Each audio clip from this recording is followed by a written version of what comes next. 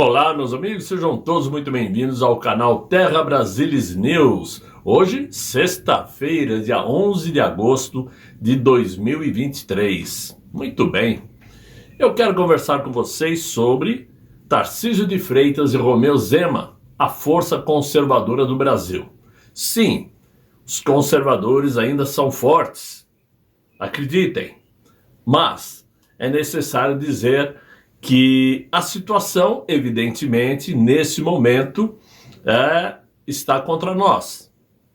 Mas o jogo ainda continua. Por isso eu quero entrar nesse assunto, que inclusive virou pauta na semana que passou, chamou muita atenção, e eu quero agora destrinchar um pouquinho mais junto com vocês. Eu vou primeiro citar o trecho de uma informação antiga que dizia o seguinte: uma vaca gorda que definha enquanto é puxada e sugada por 19 crianças. Muito bem, esta imagem que vocês estão vendo agora é uma alegoria elaborada lá em 1932 por separatistas paulistas que fizeram parte da Revolução Constitucionalista, né? E representa São Paulo como a vaca e as 19 crianças como os demais estados, né? E, claro, estados da recém-instituída República Federativa do Brasil naquela época. Muito bom.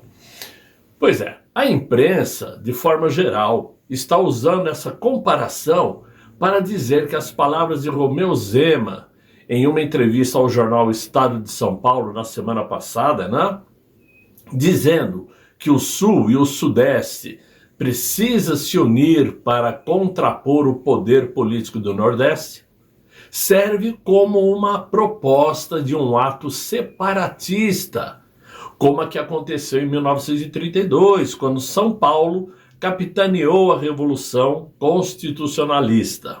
Muito bem. Vejam exatamente o que foi dito pelo governador de Minas, Romeu Zema.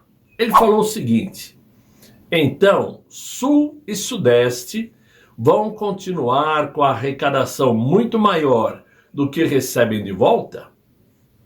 E isto não pode ser intensificado ano a ano, década a década. Senão, você vai cair naquela história do produtor rural que começa só a dar tratamento especial para as vaquinhas que produzem pouco e vai deixar de lado as que produzem muito. Daqui a pouco, as que produzem muito vão começar a reclamar o mesmo tratamento, afirmou Romeu Zema na matéria no Estado de São Paulo.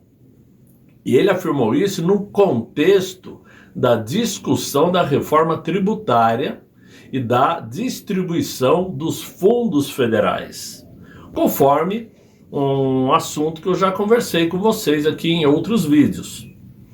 Essa declaração do Romeu Zema faz total sentido, pois conforme o gráfico que vocês estão vendo agora, fica claro que os estados que menos produzem são os que mais decidem sobre a economia brasileira. E aqui, claro que não vai nenhum demérito ao sofrido povo do Norte e do Nordeste, pois eles são vítimas de décadas de governos de esquerda que nunca se preocuparam em dar ao povo uma qualidade digna de vida e que ainda colocaram os nordestinos sob um cabresto eleitoreiro, com promessas nunca cumpridas de melhora de vida. Muito bem, mas há quem pensa que poder opinar com mais propriedade sobre o assunto, né, é um direito de qualquer um que se coloque como historiador, por exemplo. Por que eu estou falando isso?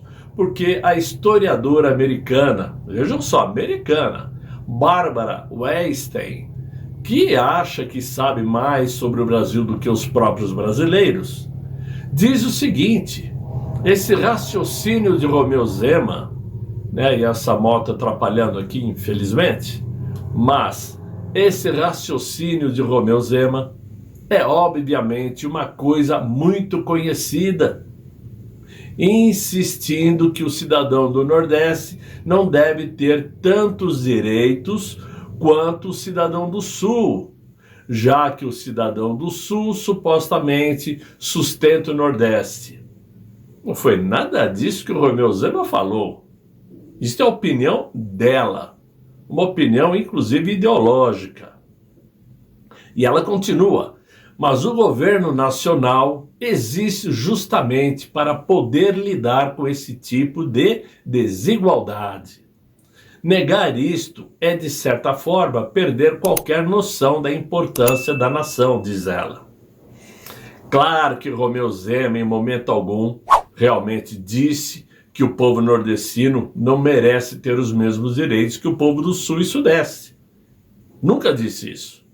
O que o Romeu Zema sabe, e nós também sabemos, é que a reforma tributária que já foi aprovada na Câmara deve implicar em mudanças não só no recolhimento dos tributos, mas também no modo como esses recursos serão redistribuídos.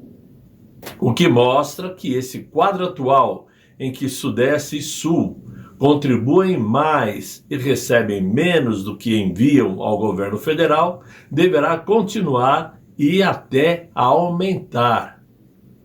Em matéria com total viés ideológico, a BBC News, ou na BBC News, a tal Bárbara Weinstein diz que Romeu Zema lança essa ideia do Nordeste ser um empecilho, um impedimento ao progresso do Brasil, o que não é verdade, ele não falou isso, justamente no início de uma nova gestão, a nova gestão do atual mandante brasileiro. Não é uma grande surpresa que esse tipo de fala de repente surja, diz ela. E certamente Zema não é o único a pensar que o Nordeste é a parte que menos contribui para a grandeza do país. E no momento em que a atual política social do governo federal tem como prioridade lidar com o problema do desenvolvimento desigual no Brasil, será? Será que tem esse comprometimento mesmo? Mas, diz ela, é a maior pobreza no Nordeste do que no Sul do país? Depois de 4 anos do governo anterior, que não tinha qualquer preocupação com isto.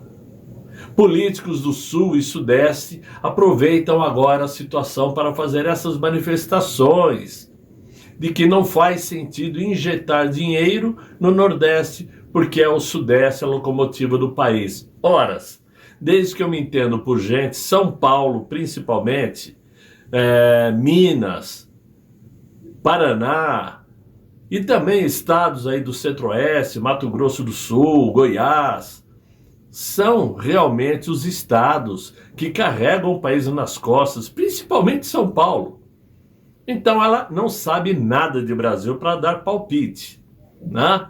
Claro que não foi nada disso que foi dito pelo governador de Minas, mas vocês sabem como funciona a ideologia de esquerda, não é isso? Pois é. O presidente anterior, que foi o melhor que nós tivemos, finalmente levou as águas do São Francisco para o Nordeste, para os nordestinos.